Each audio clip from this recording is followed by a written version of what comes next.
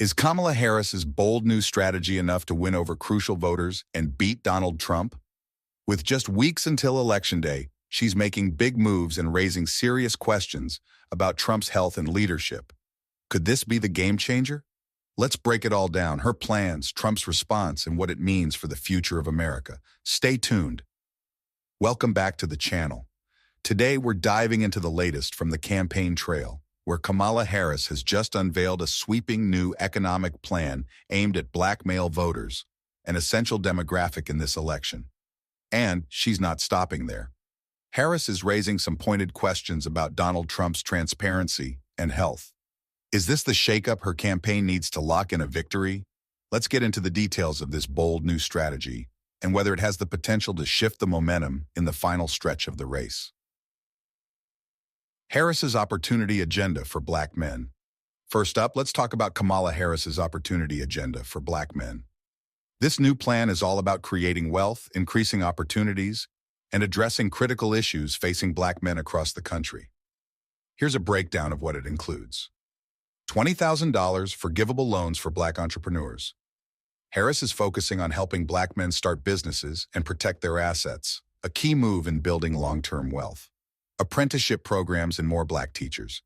She's also investing in training and education, with a particular focus on hiring more black teachers. Health initiatives.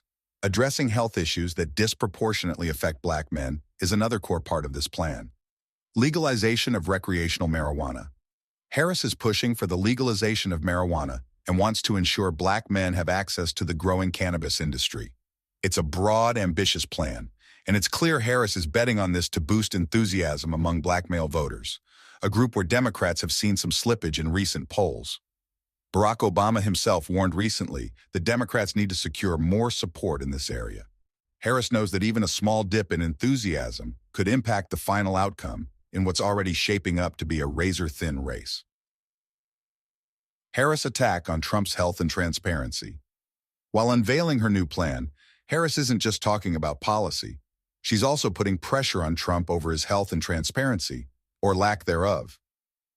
Over the weekend, Harris released her own medical records, showing that at 59 years old, she's in excellent health. She used this moment to go on the offensive, questioning why Trump, at 78 years old, hasn't done the same. In a fiery rally in North Carolina, Harris had this to say: "He refuses to release his medical records. I've done it. He is unwilling to do a 60 minutes interview like every other major party candidate has done for more than half a century. He is unwilling to meet for a second debate. It makes you wonder, why does his staff want him to hide away? One must question, are they afraid that people will see that he is too weak and unstable to lead America?" Harris is clearly trying to flip the script on Trump, who has spent years casting doubt on Joe Biden's health. Now Harris is throwing that question right back at Trump, at a critical time when transparency matters more than ever.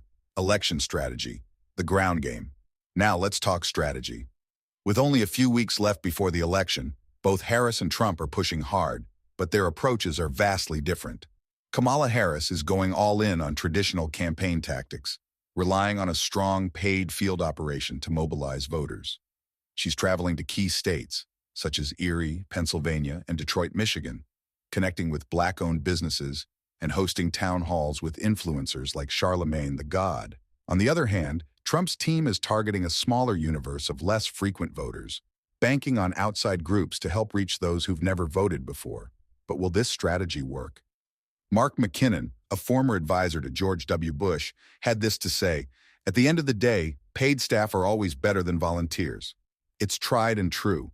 Harris's team has a bigger upside because they're relying on a proven method.